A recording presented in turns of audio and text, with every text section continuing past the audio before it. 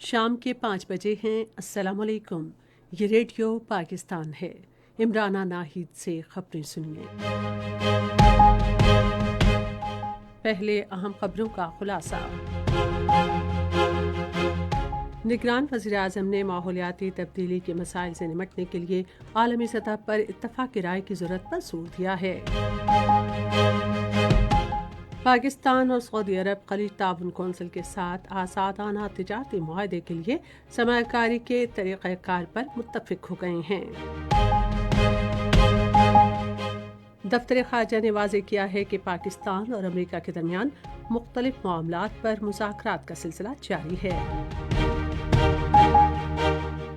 اسرائیلی security forces نے گزشتہ 24 گھنٹے میں غزہ میں 700 سے زائد بے گناہ فلسطینیوں کو شہید کر دیا ہے۔ اور اب خبریں تفصیل کے ساتھ۔ نگران وزیر اعظم انوار الحق کاکڑ نے موسمیاتی تبدیلی کے چیلنج سے نمٹنے کے لیے عالمی اتحاد پر زور دیا ہے۔ وہ دبئی میں آج COP 28 کانفرنس کے موقع پر پاکستان پیویلین میں لیونگ انڈس پروگرام سے خطاب کر رہے تھے۔ وزیر اعظم نے کہا کہ موسمیاتی تبدیلی انسانیت کو نئی شناخت دے رہی ہے، جس سے اس مسئلے سے نمٹنے کا عزم ظاہر ہوتا ہے۔ وزیر اعظم نے کہا کہ لیونگ انڈس انیشیٹو فلیگ شپ عالمی موسمیاتی تبدیلی کی فائنانسنگ میں $78 ارب کا فلیگ شپ منصوبہ ہے۔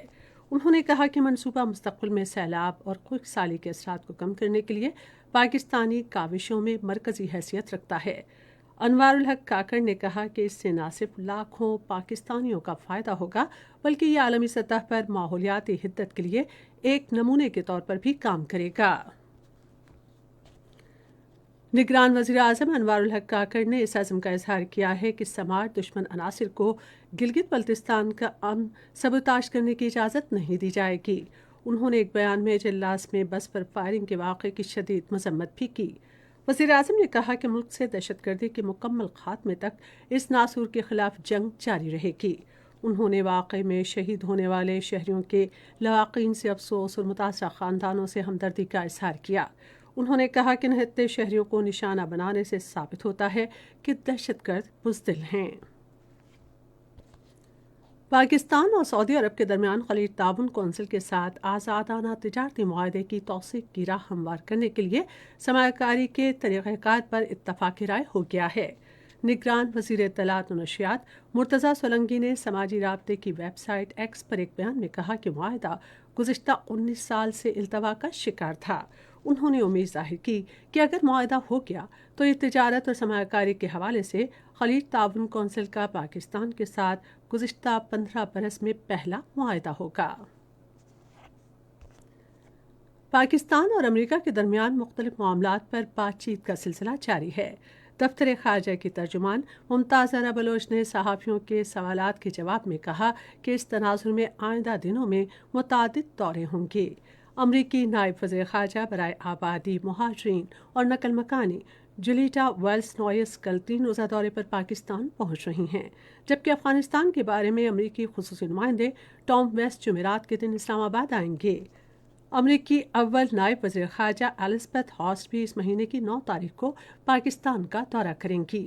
ترجمان نے کہا کہ یہ دورے متعدد امور پر امریکہ کے ساتھ جاری مذاکرات کا حصہ ہیں۔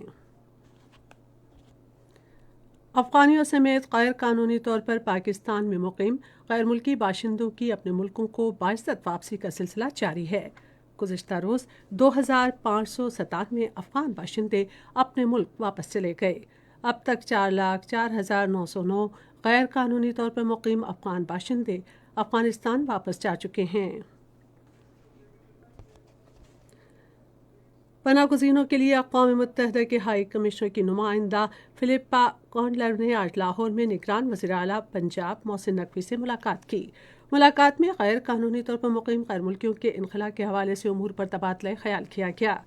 اس موقع پر گفتگو کرتے ہوئے وزیر اعلیٰ نے کہا کہ غیر قانونی طور پر مقیم غیر ملکیوں کے انخلاء کے حوالے سے شفاف پالیسی ترتیب دی گئی ہے۔ فلپا کونڈلر نے غیر قانونی طور پر مقیم غیر ملکیوں کے انخلاء کے حوالے سے حکومت کے اقدامات کو سراہا۔ सिंध की सदियों पुरानी शानदार सकाफत को उजागर करने के लिए आज सिंधी सकाफत का दिन रिवायती जोश व जज्बे के साथ मनाया जा रहा है। ये दिन हर साल दिसंबर के पहले इतवार को मनाया जाता है, जिसे सिंधी अजरक और टोबी का दिन भी कहा जाता है। ये दिन मनाने के लिए मुल्क भर में तकरीबात और रैलियों का इनेकाद किया जा रहा है। गजा में गुज़िश्ता 24 घंटे में 700 ज़ायद फ़लस्तीनी शहीद हो गए हैं।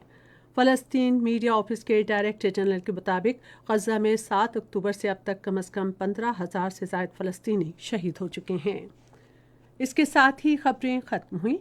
मज़ीद खबरों और तरसियों के लिए हमारी वेबसाइट है radio.gov.pk और फेसबुक के link radio Pakistan news official पर बराह रास्त वीडियो स्ट्रीमिंग भी मुलाहिज़ा कीजिए।